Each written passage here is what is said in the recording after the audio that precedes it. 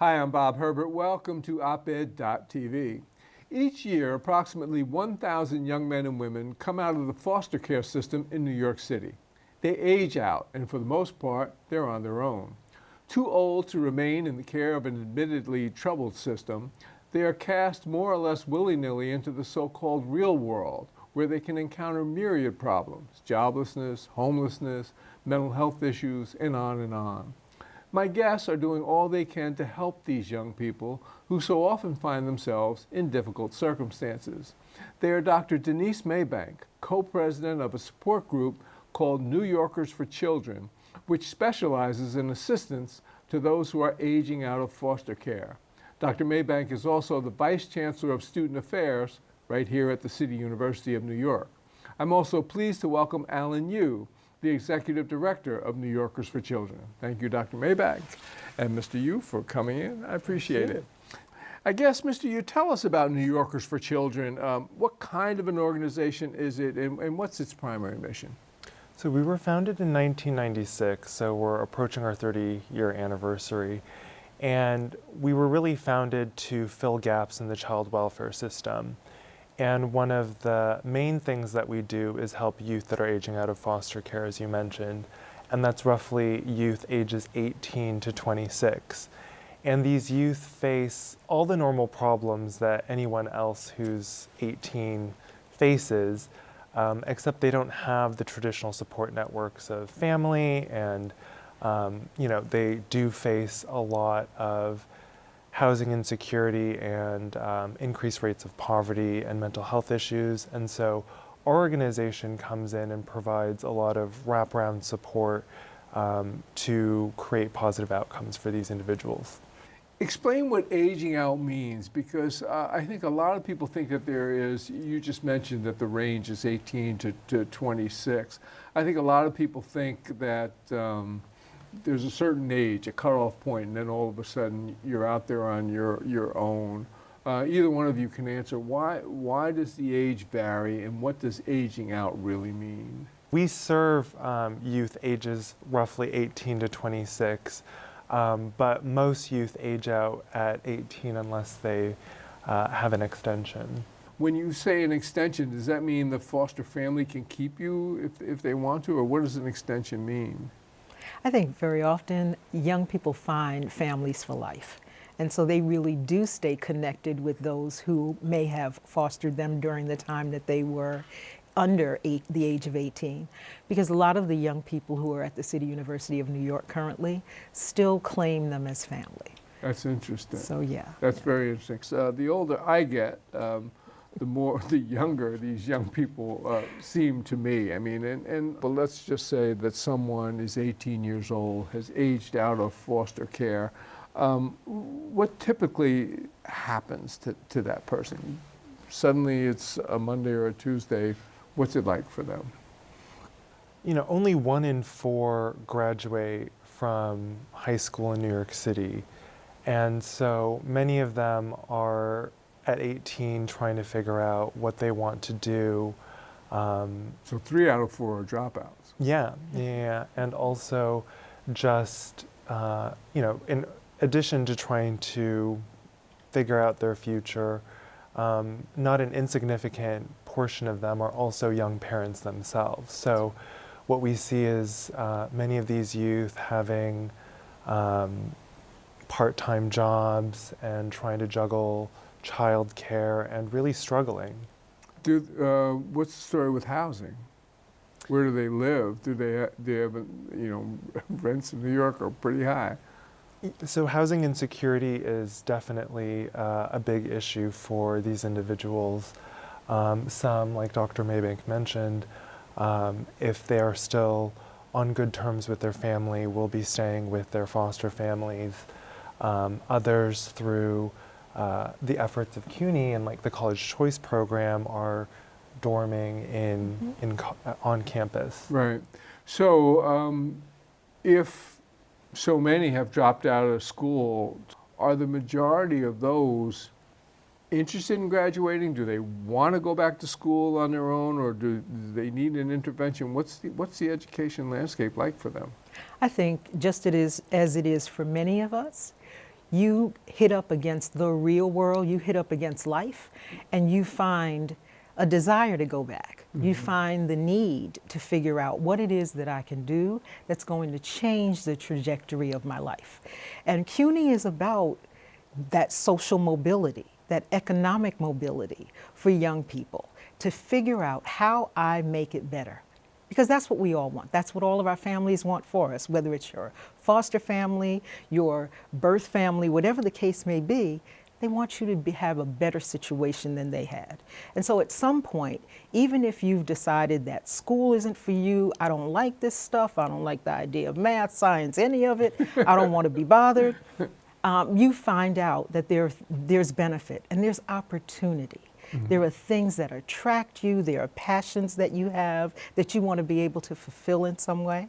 And so you find your way back.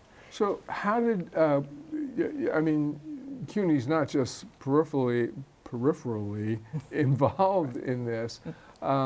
You're the co-president of the organization. How did CUNY become so involved? How did that happen? You know, that happened long before I showed up 3 years ago to be a part of this experience. And so I've been a part of New Yorkers since 21 and have had the opportunity to interact with an amazing board of individuals who are committed to making life better for this population of young people.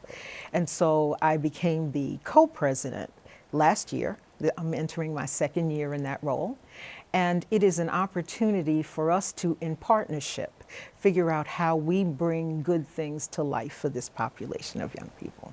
So I have this image in my head, and it's probably an incorrect image, but I have an image of a young man or woman, and it's, you know, the middle of the week somewhere, and suddenly, if it's not a person who can still stay with the family, how do you guys even know about this person? How do you get in touch with, how do you get in touch with them? How do they know that services are available for them? So through our close relationship with ACS, the New York City Administration of Children's Services, we are connected to every young person who is aging out of foster care. Everyone? Yes, everyone. So we receive the roster from ACS, and we work to reach out to each individual to do intake counseling to see what services that individual might need. And to your point earlier, those youth that are fortunate enough to be able to stay with their families, or you know, who have graduated from high school and are in CUNY doing the college choice program, dorming on campus, those are really the fortunate ones. There are 42% of youth aging out of foster care that experience homelessness. Wow. So how do you guys help? Let's say a young person is homeless, doesn't have any money. What does New Yorkers for Children do for that person? So in addition to our partnerships with other nonprofit organizations that are dealing specifically in the housing space, we also help youth get housing vouchers and fill out affordable housing applications. Through our emergency grants program, we're also able to provide monetary support to assist with rent. But that's... Is that on a permanent basis, or? It's not on a permanent basis. It's mostly in this case of an emergency, like during the pandemic, when we had youth who had accrued rent arrears because they had lost their jobs early on. Dr. Maybank, it may seem obvious, but why is education such an important practical factor at this point, at this stage in their lives, at this early stage of stepping into the real world? It is so important because it is what can catapult them forward into a different experience, a completely different lifestyle and a way of being that will ultimately matter for them and for all of us. You know, you talked a little earlier about them being young for you and causing you to feel otherwise, but I will tell you that their experiences within CUNY and my interactions with them keep me young. You know, they are so vibrant. There is so much about them that you get connected to as you talk to young people who have had the challenges in life that these young people have had. They've been up against so much and had to grow up so early and to try to figure out how I make it in the world in some way. Fortunate for many of them, they do find forever families that, you know, really keep them close and help them and support them. But there are others who just constantly are bouncing from one place to another, find themselves in all kinds of challenging circumstances, making poor decisions along the way. Right. And we find ways to try to help them focus their energy, their efforts, and accomplish the things that really are going to matter for them. One of the things I'd like you to talk about, I spent a lot of time, both when I was at the Daily News and at the New York Times, covering kids like this all over the country, Chicago, St. Louis, the West Coast, you know. And, you know, so many of them are like these throwaway kind of kids. People didn't really care about them. Nobody wanted to pay any attention to them unless they got in trouble and then they wanted to lock them up or whatever. And one of the things that I learned, not really to my surprise, but I did learn, is what these kids have to offer, the amount of talent and energy and smarts that's there just waiting to be tapped. Can you talk a little bit about that? Because I know you're seeing it because these kids have it. I have the privilege of serving as the Vice Chancellor for students. And in that role, I get the opportunity to interact with the most amazing young people anywhere. And when they come to CUNY and you get a chance to really understand who they are and from where they've come, you get a sense of, well, I don't know that I could have done that. You know, it's like, I don't know that I would have overcome that and been here standing today to be able to even make a difference for my future. And so I think about the young woman who has a child of her own, who has autism, and she's trying to figure out, what am I supposed to do? How do I make certain that my child gets what he or she needs in some way? And our child care centers within CUNY make it possible for that young woman to be able to go to class and to have her child in a facility where that is going to get attention, where that autism is going to get attention, where that child is going to get the things that he or she needs to be able to develop appropriately and to have a chance as well. So let's stay with the educational component for a moment.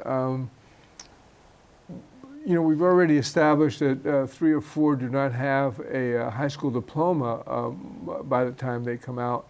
But CUNY is embracing these kids. How are they able to go to college if they don't have that high school or complete high school background? What does CUNY do about that? So there are other opportunities where you can complete a GED or actually finish your program within the New York City public school system.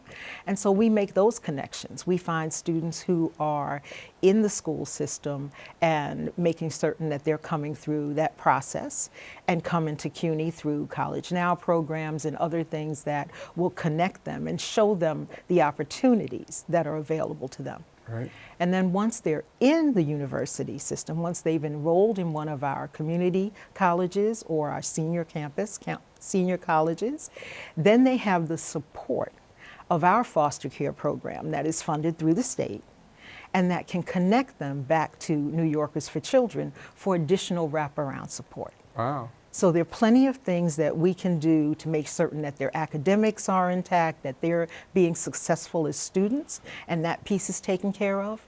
But the life piece, the living piece, the when lifing gets in your way part of what it is that the experience is, New Yorkers for Children can step in and wrap their arms around them in that way and make certain that they have some other supports as well. Right.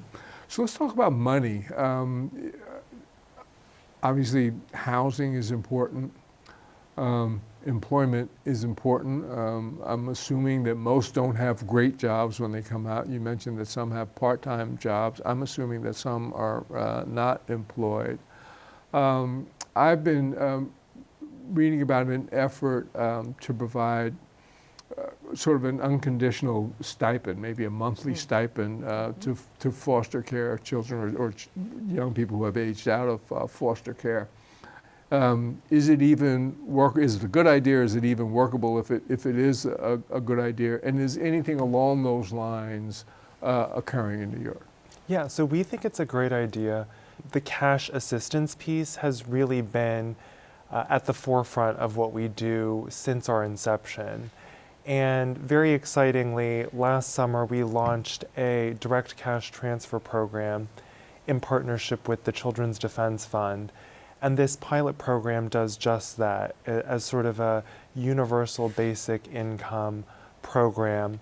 We have 100 youth that are receiving $1,000 a month for a year. And there's also a research component.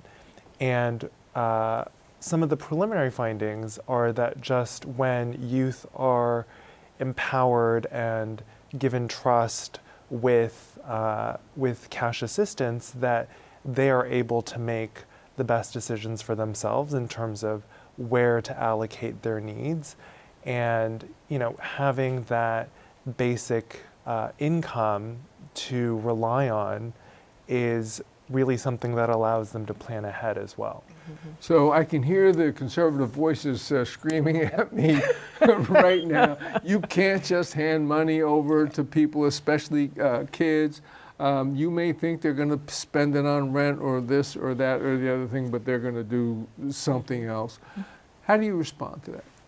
So at the onset of the program, each of the youth participating undergo financial counseling and have a segment on literacy to make sure that they are good stewards of the assistance they're given. But everything that the research has shown, not just in what we're doing, but in universal basic income programs across the nation, are that they're largely very successful in lifting individuals out of poverty and really being that catalyst for future success. So the research shows that most people are responsible Yes. when it comes to handling these funds and that sort of thing. But the other thing I'll add, Bob, is that these young people are being supported all along the way. So they have folks in their ear, in that, it's like the tapes that often play for us may be those negative ones that get influenced by peers often. Right. But when you have a support system around you that is supposed to offer positive messages from peers, from responsible others in your life as well, you're able to think about what it is that you're doing. And you're able to position yourself differently. So they're not just standing out there on a street corner saying, "Oh, that looks I got good, I'll buy that." $1,000. Yeah, exactly. And realistically, there are situations that arise where money might be misspent, but those are also teachable moments for our youth. And, given the support of our staff and the staff at the Children's Defense Fund, they're able to move ahead and learn from that. Yeah.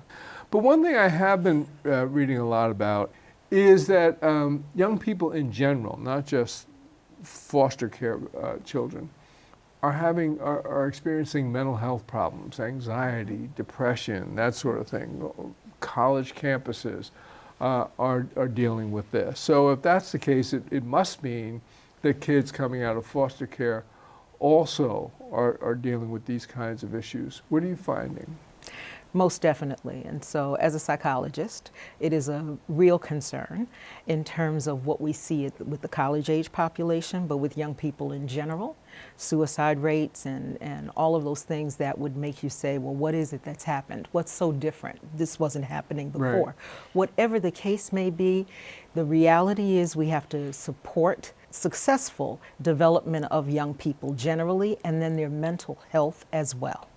And so the resources that are available across the university in our counseling centers is available to students. Additionally, we have social work interns who work with our foster care youth.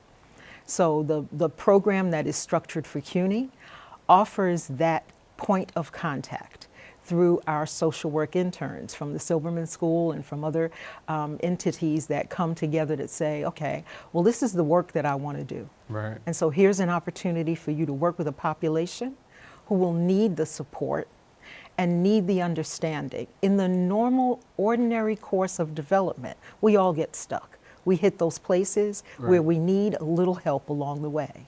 And so whether it's New Yorkers for Children intervening with the resources that we have there and the individuals who are there, whether it's the interns from the university who are interacting with students, these are additional supports that come along and supplement what may happen when they show up at one of the counseling centers as well.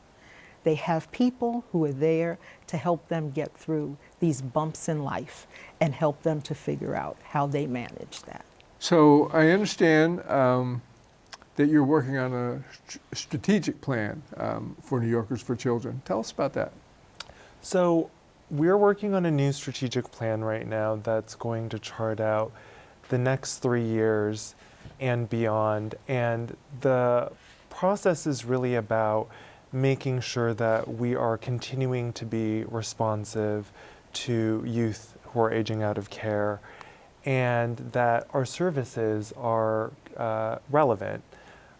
It is a good opportunity for us to take stock of the child welfare landscape more broadly and to see areas in which there may be duplication or gaps that no one is currently meeting, housing certainly being one of them, and really position ourselves to be there for the youth and to help them with the issues that they're facing most pressingly. Are you in charge of that? Yes, in addition to my board. I want to underscore that our staff and the youth that we serve have an immense role in this process, and we really center the work around those with lived experience because they are really the ones that are on the ground and know what's going on and know what is most needed to them. How is New Yorkers for Children funded? So we are almost exclusively privately funded. The majority of our funding comes from philanthropic foundations and individuals. Is funding a problem? Is it problematic? Are you short of funds? Are you awash in money and don't know what to do with it? You could always use more money. We can always use more. Certainly one of the things that we're trying to do is to get more public funds because of the intersectional nature of our work with the child welfare system. That is an area of growth for us that we believe will help propel our future. We've only got a couple minutes left, but I want to ask both of you what the biggest challenges you face are right now, and then also what you would most like to see happen, if you could just wave a magic wand. Well, right now, the thing that I want people to pay attention to is the concern about the FAFSA applications and making certain that people are completing that, because CUNY is the best value anywhere.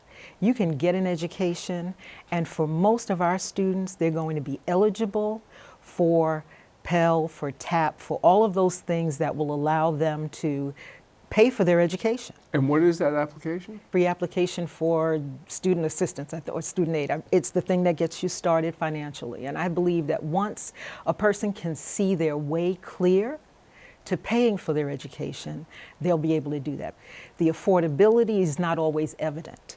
Right. And the FAFSA is critical in that process. And right now, with all the noise around it and the delays and some of the things that are happening with the actual application process, we just want people to stay on the course and make sure they're doing what they need to get that done. And then we'll make sure that it's attainable by wrapping the supports around them and making sure that that happens for them. Gotcha. And Mr. Yu, in general for New Yorkers for Children, what's the biggest challenges you face now? And if you had that magic wand, what would you just love to see happen? I think the greatest challenge we're facing now is how to connect different parts of the child welfare system, because there are so many different nonprofit organizations and agencies tackling these issues that sometimes, the two different sides aren't talking to each other. And so trying to create a more interconnected landscape to provide continuity and seamless resources to our youth. We're so grateful for our partnership with CUNY, and over 80% of our participants are students at CUNY. And so we commend all the work that CUNY has done to really support youth aging out of foster care. And the magic wand, would that just be more money? Yes.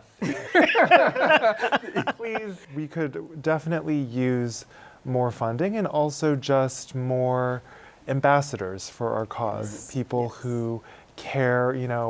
Our organization is called New Yorkers for Children because we really believe that every New Yorker should be invested in the outcomes of the youth that we serve. Okay, we'll stop there. I've been speaking with Dr. Denise Maybank and Mr. Alan Yu from New Yorkers for Children. I'm Bob Herbert. Thank you for watching, and we'll see you next time.